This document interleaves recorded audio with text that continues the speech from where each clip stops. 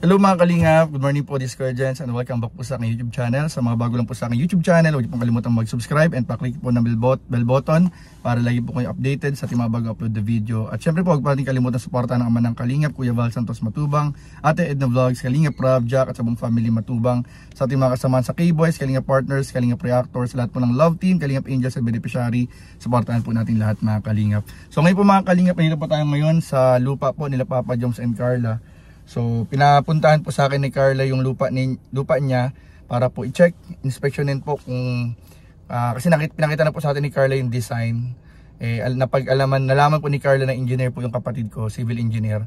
So tinatanong po niya kung possible po na yung gusto niyang design ay may apply dito sa lupa po niya dito. So dahil nasa trabaho po yung kapatid ko, so ako muna po yung pinapunta ni kapatid. At sabi naman ni kapatid ay kailangan lang picturean at sukatin yung dimension nung lupa. So ayun po mga Kalingap, samahan niyo po ako at sukatin po natin mga Kalingap yung lote dito ni Carla. So ito po mga Kalingap yung pasok po, medyo matubig pa po, tsaka medyo may putik pa kasi ongoing pa po yung pag-develop nung area. Pero grabe guys, malaki na rin po yung improvement. So ito po mga Kalingap, kita po natin dito yung lote ng bahay o ng lupa ni Carla. Nandun po yung bahay ni Papa Joms. Ayun po yung lote po ni Papa Joms. So ito po yung lote naman ni Carla. So talagang halos magkapit bahay lang po sila mga Kalingap. Yan po, kitang kita po sa video.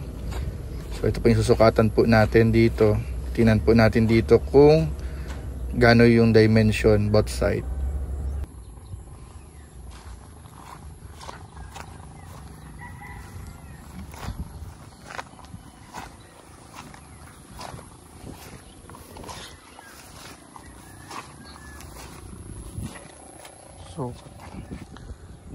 So ito po mga Kalingap yung lupa ni Carla, may gate na.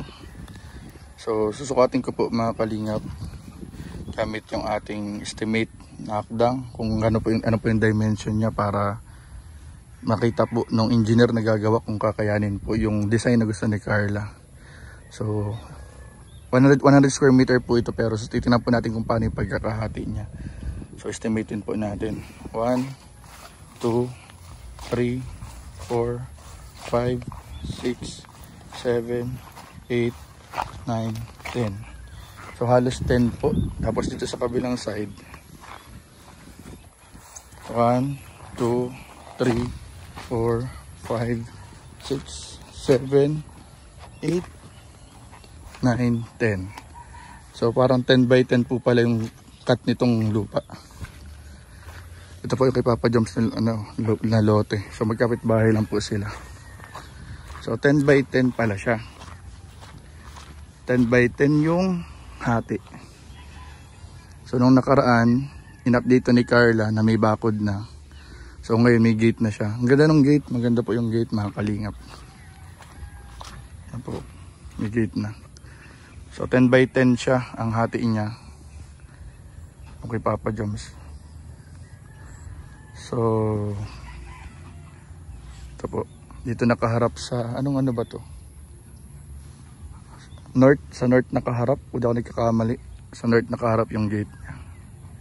Ay, tingnan ko po sa compass ko po. So, ayun po mga Kalingap. Halos sa north po nakatapat. Sa north. Ito po yung magiging kalsada niya. So, nakaharap siya sa kalsada. 10 by 10.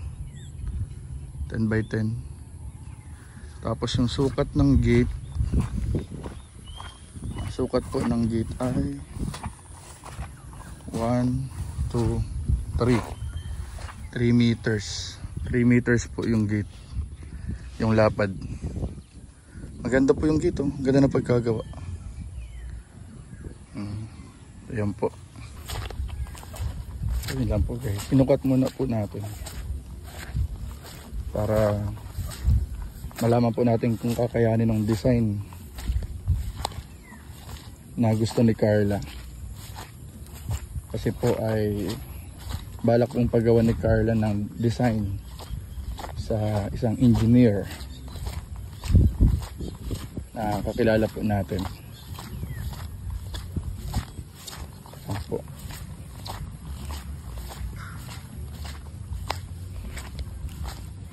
Pauwi na po tayo. Sinukat lang po natin.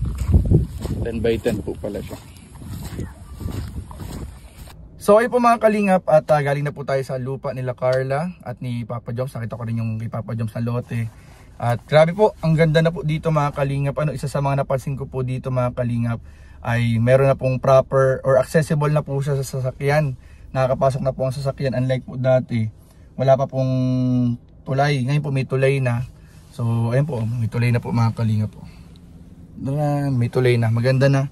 So yun, pasok na pa mga sasakyan dito. Tapos maganda po yung napagawang bakod nila Kuya Pure Help tsaka nila Carla dun sa gate niya, dun sa sa lupa niya. So may bakod na rin, may gate, napakaganda po. And sa pagkakasukat nga po natin, kung napanood niyo po yung video kanina, nasa 10 by 10 po pala yung dimension ng lupa dito ni Carla. So napakaganda po mga kalingap, at talagang sulit na sulit din po yung pagkakabili. And ayun, i-consult na lang natin siya kay kapatid, papakita natin kay kapatid yung design. Pero hindi ko po pwedeng i-reveal. Hindi ko po pwedeng i-reveal mga kalingap. Abangan nyo na lang po. Sigurado ako i-share naman po ni Carla sa darating na mga vlog niya. So abangan nyo po sa darating na mga vlog ni Carla kung i-reveal po or ipapakita po niya yung design na gusto po niya. Pero ang ngayon po, i-consult muna po natin kay kapatid na civil engineer kung kakayanin po yung design na gusto ni Carla. Nasukat naman po natin kahit paano, marunong na po tayong magsukat bilang isang engineer din po. Ay nasukat po natin mga kalingap. So yun lamang po, at abangan nyo lang po yung mga update sa vlog po ni Carla. So yun po mga kalingap, at yun nga po yung nangyari nung nakaraang araw. Medyo maulan pa po nung pinuntahan po natin yung lupa ni Carla. At yun lang po yung mga kalingap yung update na pwede po nating maibahagi sa inyo. Pero yung iba po ay syempre po abangan po ninyo sa YouTube channel po ni Carla Topular Vlogs. At pakisuportahan din po yung kanyang mga upload. At ganyan din po syempre ang live po ni Carla mga kalingap. Suportahan po natin lahat. So ayun po mga kalingap at sa mga nag-aabang din po ng part 95 ng Tambalang Jomcar po, nabanggit nga po ni Kalinga Prab kagabi habang naka-live po tayo, nag-comment si Kalinga Prab na mamayang gabi na po mga kalingap ang premiere ng part 95 ng Tambalang Jomcar. So suportahan po natin mga kalingap, at syempre po mga kalingap, patuloy po nating i-marathon pa ang iba pang mga episode ng Tambalang Jomcar. And congratulations din kay Kalinga Prab sa Jomcar sa kanilang 100 million views. Grabe po mga kalingap, naabot po nila ang 100 million views. And happy mansari kagabi kay sa Jomcar, kay Jomar and Carla mga kalingap, ang kanilang 23rd mansari ng Tambalang Jomcar po. At next month nga po mga kalingap ay mag-celebrate na po sila ng kanilang 2nd anniversary. Grabe po, napakabilis po ng panahon. Kaya patuloy po natin tutukan ang mga kaganapan pa sa Tambalang Jomcar. At syempre tutukan din po natin, suportahan po natin ang upload ng ating mga kasamahan sa Team Kalingap, sa K-Boys, mga Kalingap Partners, Kalingap Reactors, at syempre po yung mga bulong at CCTV po natin mga Kalingap. Suportahan po ninyong lahat. So yun lamang po, at maraming po salamat sa panonood. Please don't forget to like, comment, share, and subscribe sa ating mga video. Maraming po salamat. God bless. Bye bye.